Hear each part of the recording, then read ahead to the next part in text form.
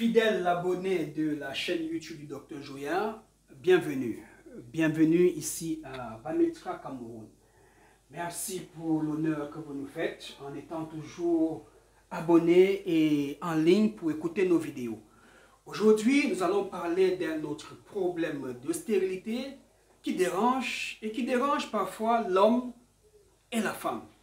Un seul problème qui attaque l'homme et la femme.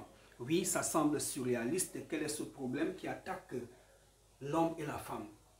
Nous allons parler aujourd'hui de la prolactine ou encore de l'hyperprolactinémie qui n'est rien d'autre qu'un taux élevé de prolactine dans le sang. Grâce aux remèdes traditionnels et aux conseils que je vais vous donner, vous parviendrez à faire baisser la prolactine. Mesdames et messieurs, installez-vous confortablement. Dans un instant, je vous reviens pour les explications, le diagnostic et le traitement. À bientôt.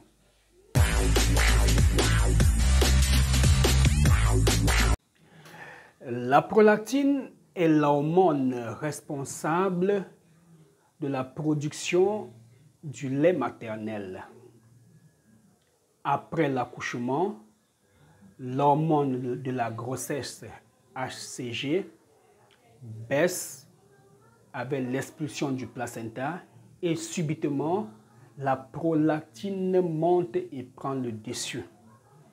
Lorsque le taux de prolactine est élevé dans le sang d'une femme qui vient d'accoucher, qui a expulsé le placenta, alors les seins peuvent commencer à couler. Cependant, il arrive souvent qu'on ne soit pas enceinte, mais qu'on a un taux de prolactine anormalement élevé. À ce moment, ce taux de prolactine anormalement élevé, qui fait confondre notre corps, votre corps, à celui d'une femme enceinte, va bloquer la production ou encore le bon fonctionnement de vos ovaires. Vos ovaires vont bloquer le processus d'ovulation. Une hyperprolactinémie va bloquer la production de la follicle stimulate hormone, FSH, de la luteinizing hormone.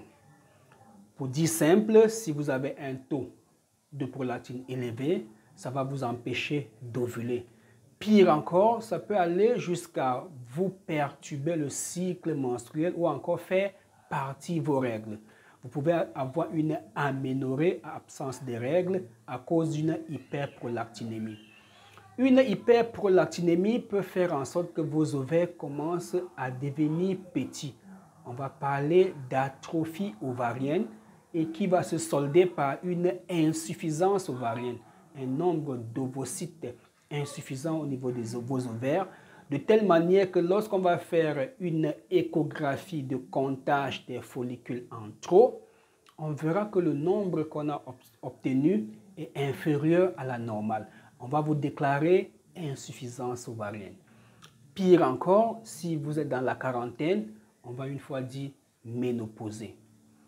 Il est important de savoir que la prolactine est sécrétée par l'hypophyse, d'accord, qui donne au signal aux ovaires de bien fonctionner. Mais cependant, cette histoire de prolactine n'est pas seulement l'apanage des femmes. Oui, les hommes aussi, cela semble être curieux, les hommes aussi peuvent développer une hyperprolactinémie. D'accord? Et ce taux de prolactine anormalement élevé dans le sang va interférer avec la testostérone et il n'y aura pas spermatogénèse. Voilà pourquoi certains hommes qui ont une azospermie, lors d'un bilan hormonal, on vérifie aussi la prolactine. Les hommes se poseraient la question de savoir pourquoi chercher la prolactine, le taux de prolactine chez moi alors que je ne suis pas une femme. Non, monsieur, vous avez la prolactine, madame, vous avez aussi l'hormone prolactine, mais c'est le taux dans le sang qui pose problème. D'accord. Comment savoir de manière physique comme ça qu'on a un taux de prolactine élevé? Chez d'autres femmes, les seins coulent lorsqu'on les appuie. Chez d'autres, ça ne coule pas du tout, mais quand on fait la prise de sang, on se rend compte que c'est élevé. D'accord. Comment remédier à ce problème d'hyperprolactinémie qui occasionne la stérilité, qui détruit les spermatozoïdes, bloque la spermatogénèse et conduit à l'azospermie chez l'homme, qui, de l'autre côté, bloque les menstrues de la femme et l'empêche d'ovuler.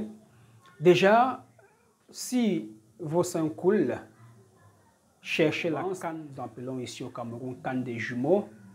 Cherchez les rhizomes, c'est-à-dire la partie souterraine, et les tiges de la canne de Provence, canne de jumeaux. Pilez, essayez de casser, faites bouillir et buvez comme de l'eau. Ça, c'est dans les cas simples d'hyperprolactinémie. Maintenant, si vous en souffrez, vous avez perdu le sommeil, contactez-nous cette fois-ci pour un traitement. Ce que je viens de vous donner, c'est une astuce pour faire baisser naturellement le taux de prolactine. Canne des jumeaux ou canne de Provence, pilez les rhizomes, la partie souterraine et les tiges, buvez, ça va faire baisser la prolactine. Mais si vous avez pris Palodel, vous avez pris Luténil, je ne sais pas trop, et que ça ne marche pas, contactez-nous au numéro qui s'affiche au bas du petit écran, d'accord, afin d'entrer en possession. Mesdames et messieurs, c'était le Dr Joyard, toujours prêt à vous accompagner dans ce long combat qui est le vôtre, qui est le mien aussi, celui de la stérilité. À bientôt.